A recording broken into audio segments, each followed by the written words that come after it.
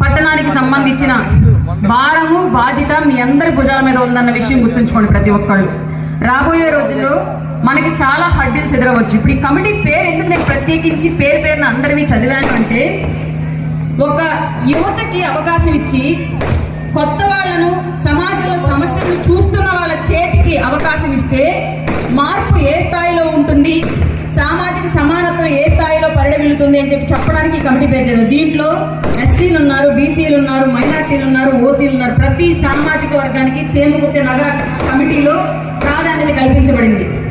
కులాలను కలిపే ఆలోచన విధానం అనే జనసేన అనే సిద్ధాంతం ఏదైతే ఉందో చేమకుర్తి పట్టణ కమిటీలో అది ప్రస్ఫుటంగా మనందరికి కనిపించింది.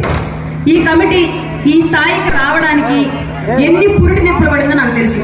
అన్ని పురిటి నొప్పుల అనంతరం ఈరోజు సక్సెస్ఫుల్ గా ఇంత గౌరవప్రదంగా ఈ కార్యక్రమాన్ని మనందరం జరుపుకోగలుగుతున్నాము అంటే ఆవేశము, సమాజంలో జరుగుతున్న సమస్యల పట్ల ఆక్రోశము, అధికారంలో ఉన్న నాయకులు చేస్తున్న అఘాయిత్యాల పట్ల ఉన్న కోపము ఉన్న యువత, అలాగే వాళ్ళందరినీ ముందుకి నడిపిస్తూ వెనకాల ఉండి వాళ్ళ సీనియారిటీని వయసు రీత్యా వాళ్ళు నేర్చుకున్నటువంటి అనుభవాన్ని వాళ్ళకు అందిస్తూ పెద్ద నాయకులు కాదు, పెద్దలు, వయసులో పెద్దలు, అనుభవంలో పెద్దలు, సమాజం పట్ల తమకున్న అవగాహనలో పెద్దలైనటువంటి వారందరూ కలిపి ఈ టీంని ముందుకు నడిపిస్తే అది ఇక్కడ దాకా వచ్చింది.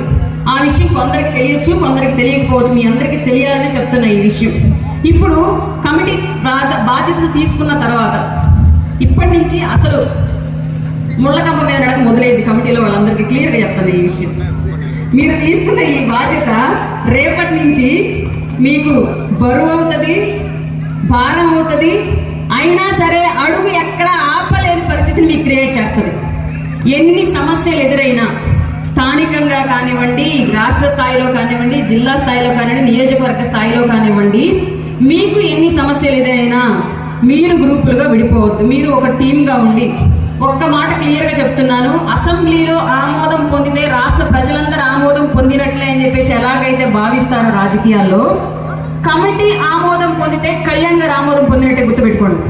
మీ కమిటీలో ఉన్న ప్రతి ఒక్కళ్ళు మీరు ఏ నిర్ణయం తీసుకున్నా ఎవరు విభేదాలకు వెళ్లకుండా మీకు మీరు కూర్చొని మాట్లాడుకొని ఫైనలైజ్ చేసుకుంటే కమిటీ ఆమోదం పొందిందంటే పవన్ కళ్యాణ్ గారు ఆమోదం పొందినట్టే. ఇంకా మిగతా అంతా సెకండరీ.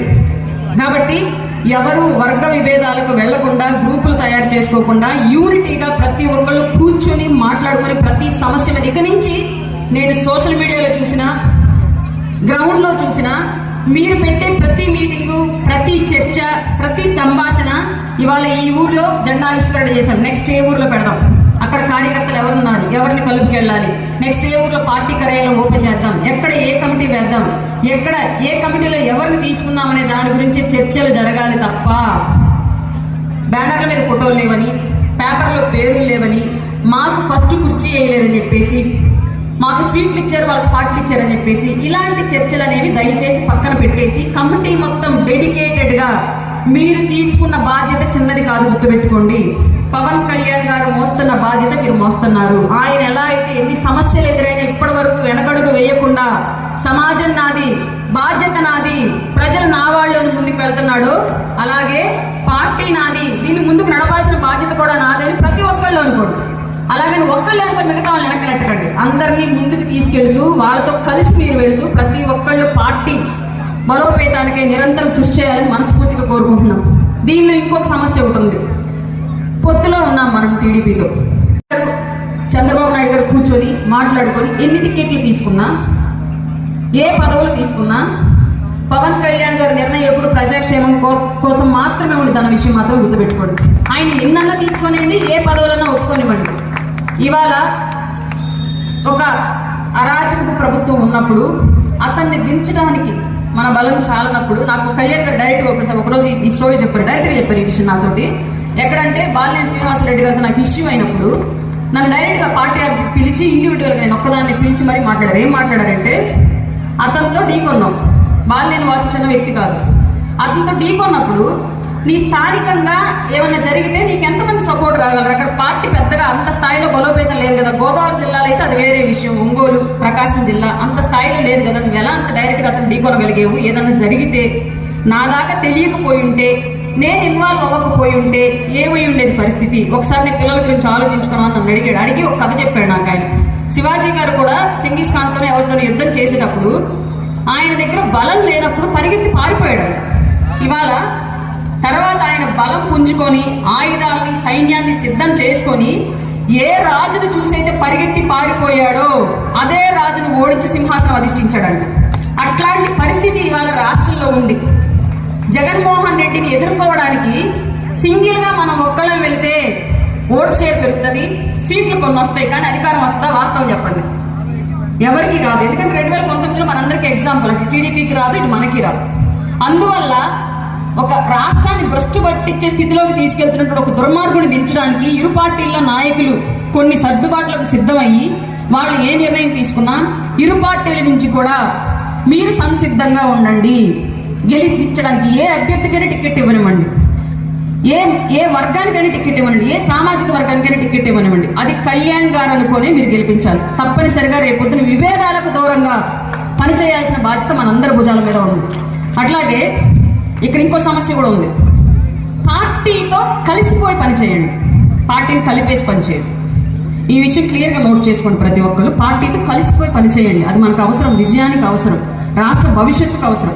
పార్టీని కలిపేసి పనిచేస్తే ఫర్దర్గా వచ్చే సమస్యలను ఎదుర్కోవడం చాలా కష్టమైపోతుంది. కళ్యాణ్ గారికి కూడా కష్టమైపోతుంది మీరు అట్లాంటి పనులు కనుక చేస్తే. కాబట్టి ప్రతి ఒక్కళ్ళు కూడా మీ భుజాల మీద ఉన్నది జెండా కాదు, ఈ రాష్ట్ర ప్రజలకు అండా అని పవన్ కళ్యాణ్ గారు మనకు అప్పచెప్పిన బాధ్యతను మోస్తారని మనస్ఫూర్తిగా మిమ్మల్ని అందరినీ రిక్వెస్ట్ చేస్తున్నాను. అలాగే ఇవాళ రాష్ట్ర ప్రజల విషయానికి ఇక్కడున్న వాళ్ళకి కాకుండా తర్వాత ఈ స్పీచ్ని చూసే వైఎస్ఆర్సీపీ నాయకులకు కానివ్వండి, కార్యకర్తలకు కానివ్వండి, నాకు నా నుంచి జనసేన పార్టీ నుంచి కొన్ని సమస్యలు ప్రశ్నలు ఉన్నాయి, వాటన్నింటికీ సమాధానం చెప్పాలని చెప్పేసి కోరుకుంటున్నాను. ఎక్కడ పడినా రాష్ట్ర వ్యాప్తంగా సిద్ధం సిద్ధం సిద్ధం అని బ్యానర్లు వేశారు. దేనికి సిద్ధం? పక్క రాష్ట్రాల్లో ఈ రాష్ట్రంలో ఉద్యోగాలు దొరక్క పక్క రాష్ట్రాలకు వెళ్ళి చాలని జీతాలకి కడుపు నిండని తిండి తింటూ చాలని నిద్రపోతూ చాలామంది గ్రాడ్యుయేట్స్ పక్క రాష్ట్రాలు ఎదురు చూస్తూ ఉన్నాడు. మా ముఖ్యమంత్రి మాకు ఉద్యోగాల కల్పన చేస్తాడేమో, మా రాష్ట్రం పోయి మళ్ళీ మా తల్లిదండ్రుల దగ్గర, నా భార్య బిడ్డల దగ్గర నా జీవితాన్ని గడుపుదామని చెప్పేసి చాలామంది యువత ఎదురు చూస్తూ ఉన్నారు. అట్లాంటి వాళ్ళందరికీ ఉద్యోగాలు కల్పించడానికి జగన్మోహన్ రెడ్డి సిద్ధమా? అలాగే 2019 తర్వాత అతను అధికారంలోకి వచ్చిన తర్వాత నివర్ తుఫాన్ వచ్చింది. అక్కడి నుంచి ఈ 4.5 ఏళ్ళ ఆంధ్ర రాష్ట్రాన్ని చుట్టుముట్టిన తుఫాన్లు 8 తుఫాన్లకు సంబంధించి ఇప్పటికి కూడా జగన్మోహన్ రెడ్డి ప్రతి రైతు ఖాతాలో దేవుడు హుండీలో జేబులో నుంచి ఎంత వస్తే అంతేసినట్లుగా ఒక్కొక్క రైతుకి ఇస్తాను నష్టపరిహారం పూర్తిగా ఇవ్వకుండా 2,000, 3,000, 4,600, 6,000 రూపాయి ఇట్లా ఇష్టారీతిగా వేసాడు తప్ప ఏ రోజు పంట బీమా పూర్తిగా ప్రకటించిన దాని ప్రకారం ఇప్పటివరకు ఏ రైతు అకౌంట్లో వేయాల. అందరూ బ్యాంకుల్లో బంగారం పెట్టి ఆ వేలం పాటుకు వస్తుంటే వడ్డీలు కట్టుకుంటూ ఎప్పుడు మొత్తం పూర్తి డబ్బులు వేస్తాడా అని చెప్పేసి కూడా ఉన్న వాళ్ళు కూడా అడుగుతున్నా. మీ అకౌంట్లో పూర్తిగా డబ్బులు పడ్డాయా? జగన్మోహన్ రెడ్డి అందుకు సిద్ధంగా ఉన్నాడా? లేని పక్షంలో మీరు రేపొద్దున ప్రజాప్రభుత్వం అయినటువంటి జనసేన టీడీపీకి ఓటు వేయడానికి సిద్ధంగా ఉన్నారా లేదా? మా ప్రభుత్వం అధికారంలో కనుక వస్తే మీ రైతుల కన్నీళ్లు తుడవడానికి ప్రథమ బాధ్యతగా మేము మేనిఫెస్టోలో ప్రకటించాం. ఆ విషయం మీ అందరికీ తెలుసు. కాబట్టి జగన్మోహన్ రెడ్డిని దించడానికి, ప్రజాప్రభుత్వాన్ని తీసుకురావడానికి మీరు సిద్ధం అవ్వండి. అట్లాగే మద్య నిషేధం పేరుతోటి రాష్ట్ర వ్యాప్తంగా ప్రతి అక్క చెల్లెమ్మ కళ్ళ నీళ్లు నేను కుడుస్తాను, మద్యాన్ని పూర్తిగా నిషేధిస్తానని చెప్పేసి హామీ ఇచ్చాడు. ఇవాళ వాళ్ళ భర్త తాకుండా ఇంటికి వస్తాడేమో, సంపాదించిన రూపాయి జేబులో పెట్టుకొని తీసుకొచ్చి తన ఒడిలో పెడతాడేమో అని చెప్పేసి ప్రతి వాకిట్లోనూ ప్రతి మహిళ ఎదురు చూస్తూ సిద్ధంగా ఉంది తన భర్త తన జేబులోంచి ఇచ్చే డబ్బుల కోసం. వాళ్ళకు మద్యం దొరకకుండా చేసి ఆ ఆడబిడ్డల కన్నీళ్లు తొడడానికి జగన్మోహన్ రెడ్డి సిద్ధంగా ఉన్నాడా? కనీసం అది చేత కాలేదనుకోండి, 35 ఏళ్లలోపే ఈ ముండమోపు మీద అమ్మే మందు వల్ల ఆడబిడ్డలంతా వైద్యం పాలవుతున్నారు ఆ కల్తీ మద్యం తాగి. కనీసం ఆ కల్తీ మద్యాన్ని బ్యాన్ చేసి నాణ్యమైన మద్యం అమ్మడానికైనా జగన్మోహన్ రెడ్డి సిద్ధమా? అందుకోసమే బ్యానర్ వేయించుకున్నాడా? అలాగే విద్యా సంవత్సరం మొత్తం పూర్తయ్యేలోపు మా ఫీజు రియంబర్స్మెంట్ మొత్తం పడిద్దేమో, మా తల్లిదండ్రుల మీద భారం పడకుండా మేము పాస్ అవుట్ అయ్యి డిగ్రీ పట్టా చేతపట్టుకుని బయటకు వెళతామేమో అని చెప్పేసి ప్రతి విద్యార్థి ఇంజనీరింగ్, డిగ్రీ, బీటెక్ ప్రతి గ్రాడ్యుయేట్ అందరూ ఎదురు చూస్తున్నారు. ఇప్పటికి కూడా ఏ విద్యార్థి అకౌంట్లోనూ పూర్తిగా డబ్బులు పడలా. వైఎస్ఆర్సీపీ పార్టీ వాళ్ళని మాత్రం అడుగుతారు, ఈ విషయం మీ పిల్లల అకౌంట్లో పూర్తిగా ఇస్తానన్న ఫీజు రియంబర్స్మెంట్ డబ్బు పడిందా? పడకపోతే నువ్వు రాబోయే ప్రజా ప్రభుత్వానికి ఓడేయడానికి సిద్ధంగా ఉండి జగన్మోహన్ రెడ్డిని ఇంటికి పంపించడానికి మేము సిద్ధంగా ఉంటాం. ప్రతి ఒక్కళ్ళు ఈ విషయం గుర్తుపెట్టుకోండి. రాష్ట్రం నుంచి వలసలు ఆపడం చేత కాదు, రోడ్లు వేయడం చేత కాదు. పైన రోడ్లు సిద్ధమైన రోడ్లు పెట్టాడు కానీ అని చెప్పేసి మీరు పైన చూస్తూ వెళ్ళకండి. కింద మన కోసం గుంటలు సిద్ధం చేసి పెట్టాడు. ఆ గుంటల్లో పడ్డామంటే ఎప్పుడు సిద్ధంగా ఉన్నాడు మనల్ని పైకి తీసుకెళ్ళడానికి. జగన్ వేసిన బ్యానర్ కన్నా ఇంకా పైకి వెళ్తాం. కాబట్టి ప్రతి ఒక్కళ్ళు ఈ కళ్ళగొల్లి కబుర్లు, రంగులతో నిండిపోయిన రాష్ట్రాన్ని, బ్యానర్లతో నిండిపోయిన బ్రతుకుల్ని చూసి మోసపోకుండా ప్రతి ఓటరు, ప్రతి ఆంధ్రుడు రాబోయే రోజుల్లో 40 ఏళ్ల అనుభవం ఉండి రాష్ట్రం నలుదిక్కుల్లా ఏం జరుగుతుంది, ఏం జరగాలి అని ఒక అవగాహన ఉన్నటువంటి చంద్రబాబు నాయుడు గారి నాయకత్వాన్ని, అలాగే భవిష్యత్తుకి ఈ రాష్ట్రంలో ఎలాంటి నాయకత్వం అవసరం, భవిష్యత్తు అభివృద్ధి చెందడానికి, అప్పుల్లో నుంచి ఈ రాష్ట్రాన్ని బయటకు తీసుకురావడానికి, యువతను ఉపాధి వైపు మళ్లించడానికి, మహిళలకు భద్రత కల్పించడానికి, రైతు కన్నీళ్లు తుడిచి ఆత్మహత్యలు ఆపడానికి ఎలాంటి ప్రణాళికలు అవసరం అని చెప్పేసి తెలిసిన ఒక యువ నాయకుడు పవన్ కళ్యాణ్ గారి యొక్క నాయకత్వాన్ని రాబోయే రోజుల్లో ప్రతి ఒక్కళ్ళు బలపరిచి ఈ తుగ్లక్ రెడ్డి అయినటువంటి జగన్మోహన్ రెడ్డి గారిని ఈ రాష్ట్రం నుంచి, రాష్ట్ర రాజకీయాల నుంచి తరిమికొట్టడానికి మీరందరూ సిద్ధం అవ్వాలని మనస్ఫూర్తిగా మిమ్మల్ని రిక్వెస్ట్ చేస్తూ, ప్రతి ఒక్కళ్ళు ఈ విషయం గమనించుకోండి. మనం ప్రజల కోసం మాత్రమే రాజకీయాలు చేస్తున్నాం. క్లియర్గా 2024 ఎలక్షన్ ప్రజల కోసం మాత్రమే, నాయకుల కోసమో పదవుల కోసమో వాళ్ళు పోగొట్టుకున్న ఆస్తులు సంపాదించుకోవడమో కాదు. క్లియర్గా ప్రజల కోసం మాత్రమే వెళుతున్నారు. ఇరు పార్టీల్లోని త్యాగాలు తప్పవు, యుద్ధాలు తప్పవు.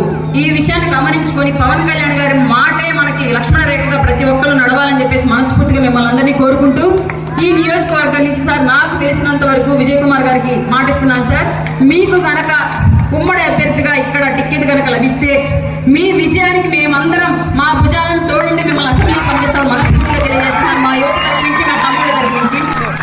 ఈ కార్యక్రమాన్ని ఇంత సక్సెస్ఫుల్ గా ఇవాళ చేశారు అంటే ఇక్కడ చాలా మంది, గరిబడుగు నాగరాజు గారు కానివ్వండి, చందు కానివ్వండి, ఇంకా కమిటీ నుంచి చాలా మంది పేర్లు ఉన్నారు, బండి ప్రసాద్ వాళ్ళ తమ్ముడు కానివ్వండి, వీళ్ళందరూ ఇవాళ భుజాల మీద వేసుకొని యువకులు చేసిన కార్యక్రమం ఇది.